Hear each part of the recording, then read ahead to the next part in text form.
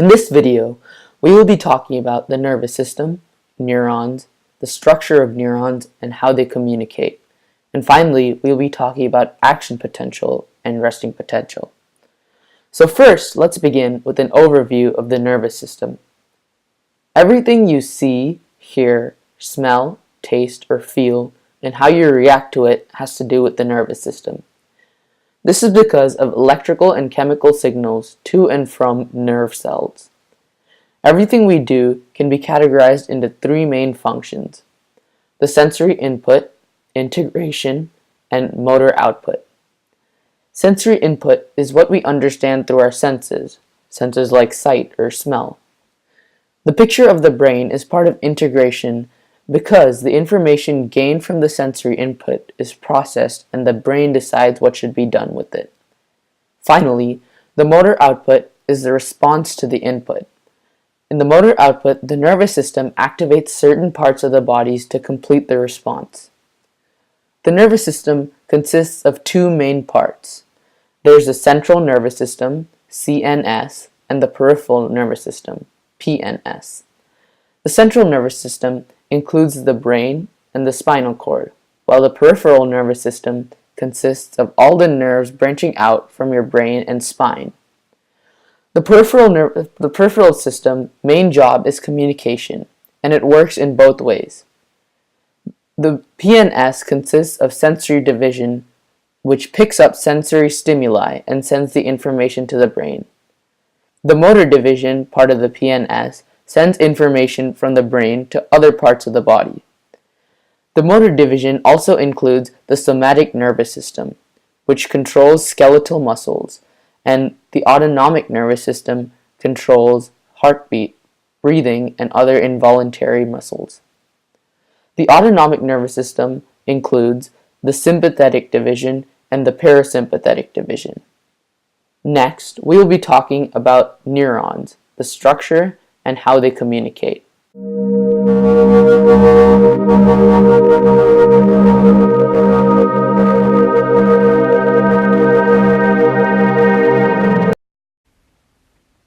Neurons are nerve cells that transfer information within the body. They communicate largely through long-distance electrical signals and short-distance chemical signals. Sensory neurons transmit information from the eyes and other sensors that detect external stimuli or internal conditions. Interneurons form the local circuits connecting neurons in the brain. Motor output relies on neurons that extend out of the processing centers and trigger muscle or gland activity.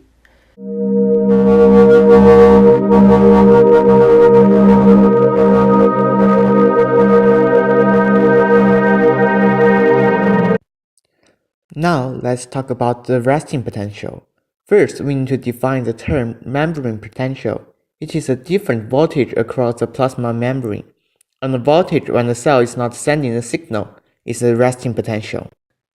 The resting potential is generated by the net flow of sodium ions and potassium ions across the plasma membrane. This picture shows that the potassium ions have higher concentration inside the cell, and sodium ions have higher concentration outside the cell. Everything will flow from high concentration gradient to low concentration gradient. So potassium ions will flow out the cell through the potassium channel, and sodium ion will flow into the cell through the sodium channel. However, most of the sodium channel is closed, so the potassium ions leave the cell is faster than the sodium ions enter the cell. Therefore, the charge inside the cell is negative, and outside the cell is more positive. And in order to prevent the concentration of both ions become neutral, we have sodium-potassium pump, which pumps 2 potassium ions in and 3 sodium ions out at once. So the concentration of potassium ions is bigger inside, and the concentration of sodium ions is bigger outside. There are a special case for the resting potential. It's called the equilibrium potential. It's the magnitude of the membrane voltage at equilibrium point for particular ions. And this is the equation that we can use to calculate the equilibrium potential.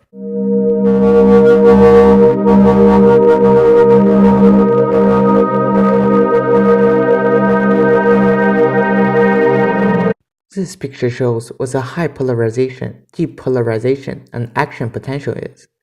In the high polarization, the voltage difference between membranes is getting bigger. In depolarization, the voltage difference is getting closer.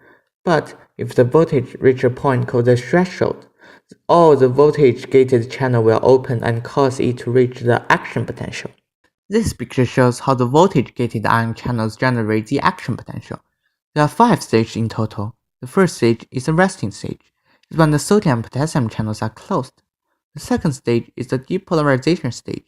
It's when a stimulus opens some of the sodium channels, and the membrane will become depolarized. After the depolarization reaches the threshold, we will enter the third stage, the rising phase of the action potential. In this phase, most of the sodium channel is opened. The membrane becomes more and more positive until it reaches the action potential. After the action potential, it will enter the fourth stage, the repolarization stage. Most sodium channel will become inactive, and potassium channel will open. It will become the membrane become hyperpolarized. And then it will enter the last stage, the fifth stage, the undershoot stage. Is when sodium channels close, but some of the potassium channels are still open, so the membrane can go back to the resting stage. And because in the repolarization stage and undershoot stage the sodium channel is inactive, it is not able to trigger another action potential, so it is also called a refractory period. On human neuron cells, there's insulating mailing sheets on the axons. Only the depolarized region, which is also called the node of Ranvier, can trigger action potential. Therefore, the action potential will jump from one node to the other, which is called solitary conduction.